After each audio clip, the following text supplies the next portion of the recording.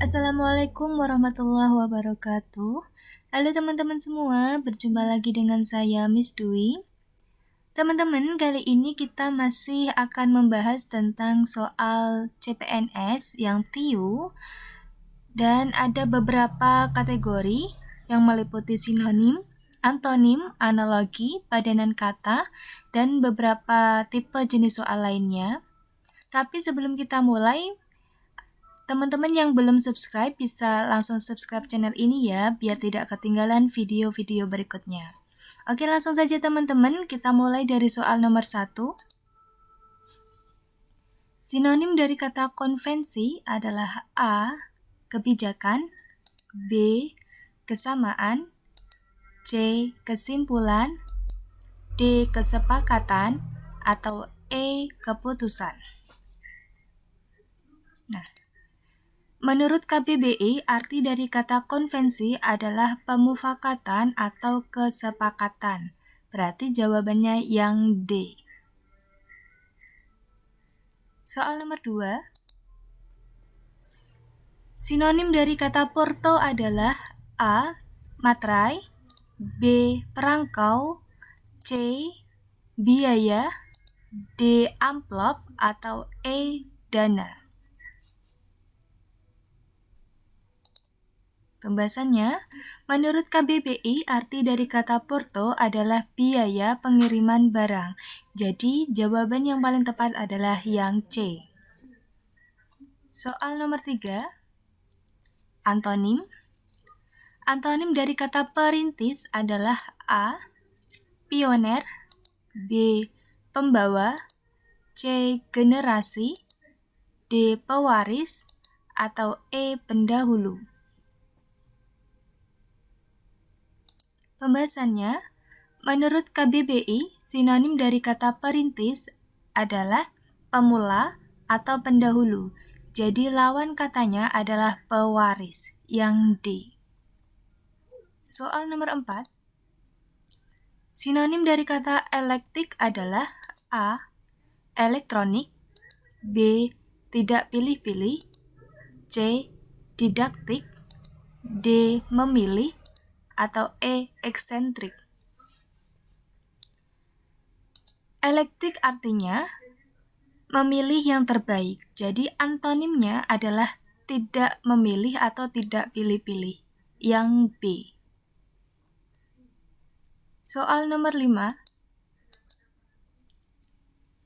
Janji sama dengan bukti. Padanan katanya A. Ucapan, tindakan, B. Maling, penjara, C. Materi, soal, D. Harta, kendaraan, atau E. Tuan, Tuhan. Pembahasannya,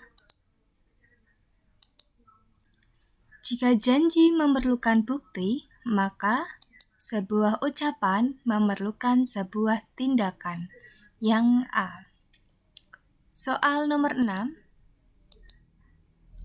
Siswa sama dengan belajar. A. Ayah, ibu, B. Guru, murid, C. Ilmuwan, meneliti, D. Santri, garam, atau E. Garam, asin. Nah, pembahasannya, jika siswa tugasnya adalah belajar, maka tugas dari seorang ilmuwan adalah meneliti. Jawabannya yang C. Soal nomor 7. Semua radio memakai baterai. Sebagian radio tidak memakai antena panjang. Kesimpulannya, yang A. Ada radio yang tidak memakai baterai, memakai antena panjang. Nah, yang B. Ada radio yang tidak memakai antena panjang, tidak memakai baterai. Yang C. Ada radio yang tidak memakai baterai antena panjang. Yang C. Ada radio yang tidak memakai antena panjang, memakai baterai. Yang D. Ada radio yang tidak memakai baterai, tidak memakai antena panjang. Atau yang E, ada radio yang memakai antena panjang, tidak memakai baterai. Nah, ini kita amati dari pernyataan yang pertama, semua radio memakai baterai. Sebagian radio tidak memakai antena panjang, artinya sebagian lagi itu memakai antena panjang, tapi semua radionya harus memakai baterai. Yang A, ini jelas salah karena ada radio yang tidak memakai baterai. Ini salah. B, ada radio yang tidak memakai antena panjang, tidak memakai baterai. Ini juga salah karena ini tidak memakai baterai juga. Yang C, ada radio yang tidak memakai antena panjang, memakai baterai. Ini betul karena sebagian radio tidak memakai antena panjang, ya. Ada radio yang tidak memakai antena panjang, memakai baterai. Ini kan memakai baterai. Yang D ini salah karena ini juga tertulis tidak memakai baterai. Sama yang E juga salah karena ini ada radio yang memakai antena panjang, tidak memakai baterai. Berarti jawaban yang paling tepat adalah yang C. Soal nomor 8. Semua penipu pandai bicara dan ramah. Tuan P tidak ramah tapi pandai bicara. Opsi A, Tuan P adalah seorang penipu yang pandai bicara. B, Tuan P adalah seorang penipu yang tidak pandai bicara. Yang C, Tuan P adalah seorang penipu yang pandai bicara dan tidak ramah. D, Tuan P bukan seorang penipu meskipun pandai bicara. E, Tuan P adalah penipu yang ramah. Pembahasannya, syarat menjadi penipu yaitu pandai bicara dan ramah. Jika salah satu tidak memenuhi, maka dia bukanlah seorang penipu. Tuan P tidak ramah tapi pandai bicara, berarti Tuan P ini bukan seorang penipu. Yang merujuk dengan arti tersebut adalah yang D. Tuan P bukan seorang penipu meskipun pandai bicara. Soal nomor 9. Semua yang berbunga adalah tanaman. Sebagian tanaman warnanya indah. Opsi A, semua yang berbunga warnanya tidak indah. Opsi B, semua yang warnanya tidak indah adalah tanaman. C, semua tanaman adalah berbunga. D, sebagian yang berbunga warnanya tidak indah. Atau E, semua warna yang tidak indah tidak berbunga. Semua yang berbunga adalah tanaman, sebagian tanaman warnanya indah, artinya sebagian lagi tanaman warnanya tidak indah, tapi pasti berbunga. Nah, pembahasannya, sebagian tanaman warnanya indah, artinya sebagian tanaman warnanya tidak indah.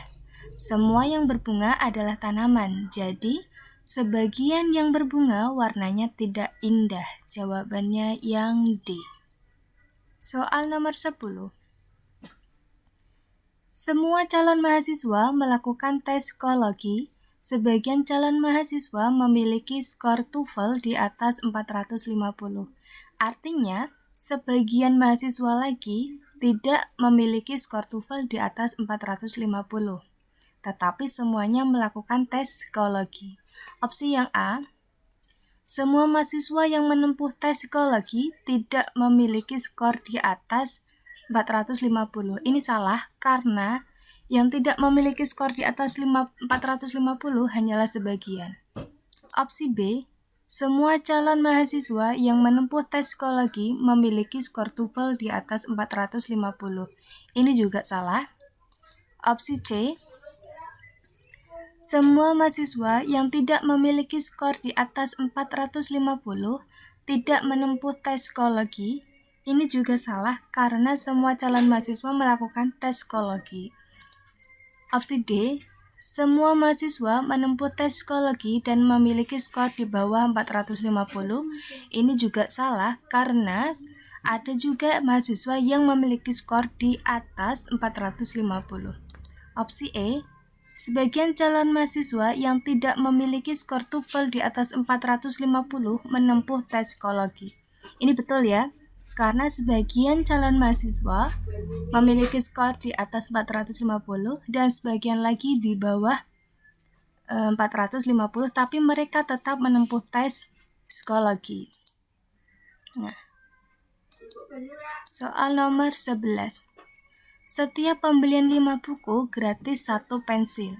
Setiap pembelian 10 pensil gratis 1 buku. Aira membeli 12 buku dan 25 pensil. Berarti jumlah yang didapatkan Aira semuanya berapa? A. Aira mendapat 14 buku dan 25 pensil. B. Aira mendapat 15 buku dan 27 pensil. C. Aira mendapat 14 buku dan 27 pensil.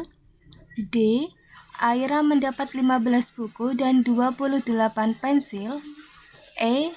Aira mendapat 14 buku dan 28 pensil. Nah, setiap pembelian 5 buku gratis 1 pensil. Aira membeli 12 buku. Jadi, Aira mendapat gratis 2 pensil. Sedangkan membeli 25 pensil, artinya setiap 10 pensil gratis 1 buku, jadi Aira juga mendapatkan gratis 2 buku. Total yang didapatkan Aira, 12 buku ditambah 2 buku menjadi 14, dan pensil Aira, 25 pensil tambah 2 pensil menjadi 27 pensil. Jawabannya adalah yang C ya. Aira mendapat 14 buku dan 27 pensil. Soal nomor 12. Kuas berhubungan dengan titik-titik sebagaimana titik-titik berhubungan dengan penjahit. Nah, yang A, tinta, benang. B, mewarnai, merancang. C, kanvas, pola. D, wisata, taman. Atau E, pelukis jarum. Jawaban yang paling tepat adalah yang E. Kuas itu berhubungan dengan pelukis karena kuas digunakan oleh seorang pelukis sebagaimana sebuah jarum yang digunakan oleh penjahit. Jadi yang E. Soal nomor 13. Titik-titik berhubungan dengan siswa sebagaimana dosen berhubungan dengan A. Guru perguruan tinggi. B. Guru kuliah. C. Mahasiswa guru. D. Belajar pengajar. E. SMA mahasiswa. Jawabannya adalah yang C. Mahasiswa guru. Ya, mahasiswa berhubungan dengan siswa sebagaimana dosen berhubungan dengan guru. Mahasiswa dan siswa adalah objek yang diajar oleh seorang pengajar, sedangkan dosen dan guru itu sama-sama seorang pengajar. Jawabannya yang C ya. Soal nomor 14. 4 orang membangun jembatan untuk sungai dan selesai dalam 15 hari. Jika jembatan ingin diselesaikan dalam 6 hari, maka berapa orang yang diperlukan untuk menyelesaikannya? A. 8 orang. B. 12 orang. C. 10 orang. D. 4 orang. Atau E. 14 orang. Pembahasannya, jika 4 orang memerlukan waktu 15 hari, X orang, ini yang dipertanyakan, X orang memerlukan waktu 6 hari. Maka ini perbandingan berbalik nilai. 4 per X sama dengan 6 per 15. Nah, ini jadi kalikan silang. 4 kali 15 menjadi 60, sedangkan X kali 6 menjadi 6X. Jadi, 6 ini pindah ruas ke bawah, ke kanan menjadi pembagi. X sama dengan 60 dibagi 6 menjadi 15. Jadi, Total orang yang diperlukan untuk membangun sebuah jembatan dalam waktu 6 hari adalah 10 orang. Soal terakhir nomor 15. Tony menjual motor seharga 6 juta rupiah. Bila Tony mendapatkan untung 25%, berapa harga pembelian motor tersebut? A. 3.500.000, B. 4.500.000, C. 4.900.000, D. 4.700.000, E. 4.800.000. Langsung saja ke pembahasannya. Untung sama dengan harga jual dikurangi harga beli. Untungnya 25%, tulis saja 25% dari harga beli, berarti 25% B sama dengan harga jualnya 6 juta dikurangi harga beli. Lalu B ini pindah ruas ke kiri jadi tambah, B plus 25% sama dengan 6 juta. B ini jika ada variabel tanpa konstanta itu artinya 1 ya teman-teman. Jadi 1 tambah 25% B menjadi 1,25 B. 25% B sama dengan 6 juta. B sama dengan 6 juta dibagi 1,25. B sama dengan 4.800.000. Jadi harga beli dari motor Tony adalah 4.800.000. Oke teman-teman, demikian latihan soal TIU kali ini. Semoga bermanfaat untuk teman-teman semua. Jangan lupa subscribe channel ini agar terus berkembang. Assalamualaikum warahmatullahi wabarakatuh.